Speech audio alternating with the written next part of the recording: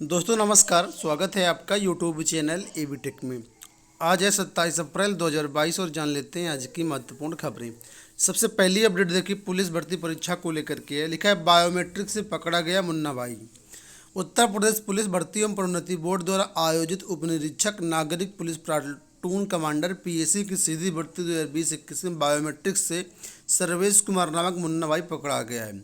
वो अलीगढ़ के पचवारी इगलास का रहने वाला है। कर्नलगंज थाने में मुकदमा दर्ज करने के बाद पुलिस ने उसे जेल भेज दिया है। पूछताछ में पता चला कि लिखित परीक्षा में उसके रोल नंबर पर कोई और व्यक्ति शामिल हुआ था। एसपी प्रोटोकॉल रविशंकर निम्न ने बताया कि मुख्य लिखित परीक्षा नवंबर 2021 में करवाई गई थी। उसमें पास हुए अभ्यर्थियों की शारीरिक मानक परीक्षा और अभिलेखों का सत्यापन का पुलिस लाइन में समय सत्यापन चल रहा है। ठीक है, तो इसमें जो है बायोमेट्रिक हाजिरी हो रही है और इसी दौरान ये मुन्ना भाई पकड़ा गया। लिखित परीक्षा में किसी और ने परीक्षा दिया था, ठीक है, और ये आराम से घर बैठा था, पैसा लेकर के यहाँ पर काम हुआ था और इसी वजह से ये पास भी हो गया और अब ये पकड़ गया है। बात करेंगे एक बड़ी अपडेट के बारे में। आप लोग जानते होंगे कि बेसिक शिक्षा परिषद की ओर से कल एक मीटिंग हुई मुख्यमंत्री जी के साथ और यहाँ पर जो है माननीय जो बेसिक शिक्षा मंत्री स्वतंत्र प्रभार वो शामिल हुए। ठीक है, हाई लेवल की मीटिंग हुई जिस पर कई सारे प्रस्तावों पर मुहर लगी। तो यहाँ पर देखिए दो विशेष अपडेट हैं। पहली अपडेट है लगभग 4.25 लाख रसोइयों के लिए और दूसरी 27,000 अंशकालिक अनुदेशकों के लिए। दोनों के मानदेय में वृद्धि कर दी गई है। रसोइयों को अब तक 1500 रुपये प्रतिमाह वेतनमान मिलता था या कहीं भत्ता मिलता था, कुछ भी कह लीजिए, मानदेय मिलता था। 500 रुपये वृद्धि करके अब इनको 2000 रुपये प्रतिमाह दिए जाएंगे। वहीं पर जो अंशकालिक अनुदेशक हैं, ठीक है, इनको अभी तक 27,000 अंशकालिक अनुदेशक हैं, इनको अभी तक 7,000 रुपये मिलता था। अब इनमें 2000 की वृद्धि की गई है और इस तरीके से इनको जो है अब 9,000 रुपये प्रति महीने दिए जाएंगे।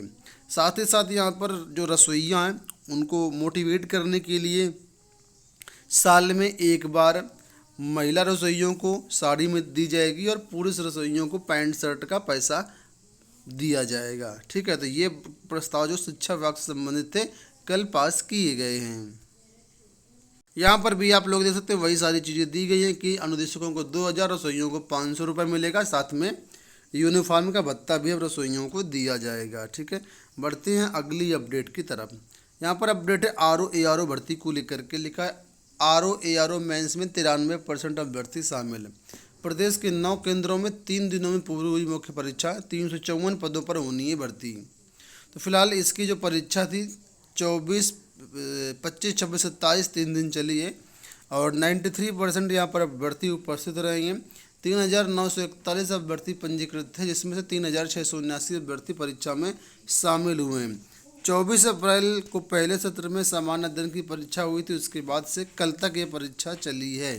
ठीक है, अगली बात करेंगे हम लोग असिस्टेंट प्रोफेसर भर्ती को लेकर के। तो असिस्टेंट प्रोफेसर भर्ती में शामिल अभ्यर्थियों के अंक जारी। प्रदेश के शासकीय महाविद्यालयों में विभिन्न विषयों में असिस्टेंट प्रोफेसर के पदों पर हुई भर्ती परीक्षा में शामिल अभ्यर्थियों के लिखित परीक्षा और साक्षात्कार के अंक जारी कर दिए गए हैं। विज्ञापन संख्या 50 के तहत असिस्टेंट प्रोफेसर हिंदी, शारीरिक शिक्षा, कृषि प्रसार, कृषि अर्थशास्त्र, महिला अध्ययन, कृषि सांख्यिकी, वाणिज्य, कृषि वनस्पति कृषि अभियंत्रण और पशुपालन एवं दुग्ध विषय की भर्ती में शामिल अभ्यर्थियों के लिखित परीक्षा एवं इंटरव्यू के अंक पोर्टल पर अपलोड कर दिए गए, आप लोग चेकआउट कर सकते हैं। लोक सेवा आयोग से देखिए इस भर्ती के बारे में अपडेट किया गया कि पद थे यहाँ पर 5, 6 अभ्यर्थियों ने आवेदन किया था और उपस्थिति है 0। लोक सेवा आयोग की भर्तियों में पद के सापेक्ष 3 गुना अभ्यर्थियों के साक्षात्कार को शामिल करने का नियम है। इसी के अनुरूप अभ्यर्थी बुलाए जाते हैं, लेकिन कुछ पदों की स्थिति अत्यंत चिंताजनक रहती है, उसमें अभ्यर्थी ढूंढने नहीं मिल पा रहे हैं। यही हाल रहा है यहाँ पर सहायक आचार्य कार्डियोलॉजी की भर्ती में, कुछ ऐसा ही हुआ है। आयोग ने चिकित्सा शिक्षा विभाग के अंतर्गत राजकीय मेडिकल कॉलेजों में सहायक आचार्य कार्डियोलॉजी के 5 पदों की भर्ती निकाली थी। इसमें 3 OBC व 2 SC के पद थे। अभ्यर्थियों से सीधी भर्ती के तहत आवेदन लिए गए थे। पदों के सापेक्ष मात्र 6 अभ्यर्थी इंटरव्यू के योग्य मिले।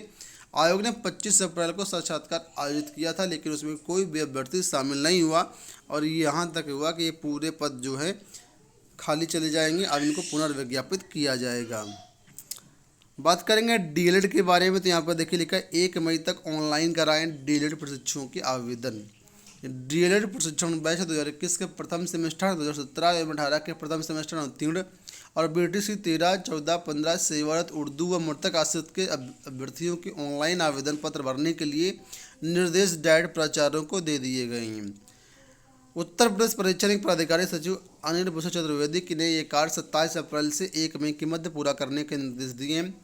डीएलएड 2021 से प्रथम बार ऑनलाइन शुल्क जमा करने की व्यवस्था की गई। शुल्क 400 रुपये प्रति प्रशिक्षण अभ्यर्थी निर्धारित किया गया है। तो जो भी अभ्यर्थी यहाँ पर पात्र हैं वो देख लें कि 1 मई तक आपको डीएलएड प्रशिक्षुओं को ऑनलाइन आवेदन करवाना है और सभी डाइट प्राचार्यों को इसके निर्देश दिए गए हैं। टीजीटी पीजीटी की बात कर लेते हैं। लिखा टीजीटी पीजीटी चयनितों ने मांगा समायोजन। चयन होने के बावजूद कार्यभार ग्रहण न कराने से नाराजगी, 2021 के चयनित बोर्ड के समक्ष धरने पर। मुख्यमंत्री नियुक्तियों को लेकर के गंभीर हैं। पिछले दिनों भर्ती बोर्ड के अध्यक्षों को बैठक में इस संबंध में दिशा निर्देश दिए गए। 100 दिन में भर्ती करने की लक्ष्मण रेखा भी खींची गई है, लेकिन दूसरी तरफ प्रवक्ता संवर्ग पीजीटी और टीजीटी 2021 की भर्ती परीक्षा में चयनित होने के बावजूद नियुक्ति के लिए अभ्यर्थी भटक रहेंगे। जिला विद्या निरीक्षक से लेकर के उत्तर प्रदेश माध्यमिक शिक्षा सेवा चयन बोर्ड तक में प्रति आवेदन दिया गया, लेकिन समायोजन अब तक नहीं मिला है। समायोजन की मांग को लेकर के चयनितों ने चयन बोर्ड के बाहर धरना शुरू कर दिया है। तो यहाँ पर आप लोग तस्वीरें देख सकते हैं कि टीजीटी पीजीटी 2021 समायोजन में अभ्यर्थी धरना प्रदर्शन करते हुए नजर आ रहे हैं। आपको बता दें कि इसके तहत अभी आधे लगभग अभ्यर्थियों का समायोजन कर दिया गया। अभी काफ़ी सारे अभ्यर्थी बाकी हैं, तो ये अभ्यर्थी अब प्रयासरत है कि जल्द से जल्द इनका समायोजन किया जाए। देखिए अब अगली अपडेट है। लिखा है कि प्रदेश के 7,442 मदरसों की जांच के आदेश। मदरसा आधुनिकीकरण योजना का लाभ लेने वाले सभी 7,442 मदरसों की जांच होगी। शासन ने जिलाधिकारियों के माध्यम से भौतिक अवस्थापना सुविधाओं की जांच के आदेश दिए हैं।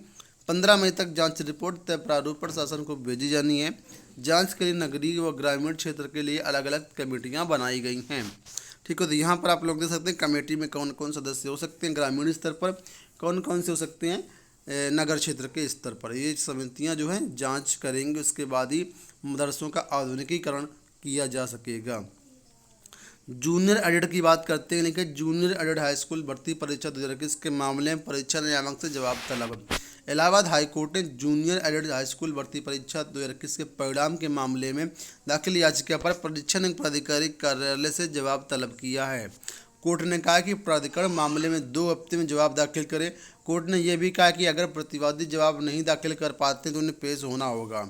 मामले की सुनवाई के लिए 11 मई की तिथि निर्धारित कर दी गई है। ये आदेश न्यायमूर्ति सिद्धार्थ ने मुकुल गोस्वामी व 5 अन्य की याचिका पर सुनवाई करते हुए दिया है।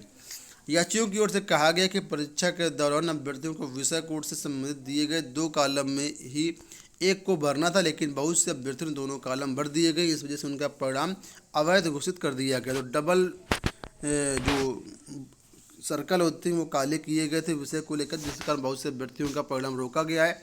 उसी मामले को लेकर के यहाँ पर सुनवाई हुई है। लिखा है भर्ती घोटाले के आरोपी 2 अफसर पदोन्नत किए गए। पीडब्ल्यूडी के 106 जेई को रिवर्ट करने का आदेश। तो यहाँ पर सपा शासनकाल की भर्ती के बारे में अपडेट है। कोऑपरेटिव बैंक तथा सहकारिता विभाग की भर्तियों में घोटाले को लेकर, जिसमें से यहाँ पर देखिए ये कार्रवाई हुई है कि 2 अफसर जो है पदोन्नत किए गए हैं। एक विशेष अपडेट है, बिल्कुल लेटेस्ट अपडेट है। देखिए लिखा है पेपर लीक के महीने भर बाद पूर्व माध्यमिक निदेशक विनय कुमार जो पांडे थे उन्हें निलंबित कर दिए गए हैं। आप लोग जानते होंगे अभी यूपी बोर्ड की परीक्षा हुई जिसमें बलिया जिले में पर्चा लीक हो गया था। ठीक है, उस पर कार्रवाई के बाद अब इनको जो है पूर्व माध्यमिक शिक्षा निदेशक और साक्षरता वैकल्पिक शिक्षा उर्दू प्राच्य भाषा निदेशक विनय कुमार पांडे को निलंबित कर दिया गया है। मुख्यमंत्री योगी आदित्यनाथ ने पेपर लीक के अलावा विभागीय कामकाज में लापरवाही के आरोप में पांडे को निलंबित करने का फैसला लिया है। पांडे के खिलाफ विभागीय मंत्री गुलाब देवी और अपर मुख्य सचिव आराधना शुक्ला की रिपोर्ट पर कार्रवाई की गई है। मुख्यमंत्री कार्यालय ने मंगलवार सुबह ट्वीट कर पांडे को निलंबित करने की जानकारी दी। तो फिलहाल विनय कुमार पांडे थे जो पूर्व शिक्षा निदेशक के पद थे, सॉरी, पूर्व माध्यमिक शिक्षा निदेशक के पद पर कार्यरत थे, इनको निलंबित कर दिया गया है। अंत में लोक सेवा आयोग को लेकर के यहाँ पर अपडेट है कि जांच की स्टेटस रिपोर्ट जल्द सार्वजनिक करे सीबीआई। प्रतियोगी छात्रों ने की मांग, 5 साल में कोई बड़ी कार्रवाई न होने से हताश। परीक्षाओं में धांधली के खिलाफ 10,000 से अधिक अभ्यर्थी दर्ज करा चुके हैं बयान। तो आप लोग जानते हैं लोक सेवा आयोग की विभिन्न भर्तियों की जांच चल रही है। हाईकोर्ट ने अभी हाल में आदेश दिया था कि सीबीआई जल्द जांच जो है वो कंप्लीट करे। इससे जांच में थोड़ी सी तेज़ी आई थी, लेकिन मामला जस का तस अटक गया। अब अभ्यर्थी चाहते हैं कि जो जांच की स्टेटस रिपोर्ट है वो जल्द वो सार्वजनिक करे सीबीआई। ठीक है, तो ये सारी अपडेट दोस्तों आज के समाचार पत्रों में छाई हुई हैं। और ये अगर न्यूज़पेपर की आप कटिंग प्राप्त करना चाहते हैं तो हमारे टेलीग्राम पर अवेलेबल है। टेलीग्राम का लिंक वीडियो डिस्क्रिप्शन में दिया गया, वहाँ से आप लोग डाउनलोड कर सकते हैं। इस वीडियो में इतना ही, धन्यवाद।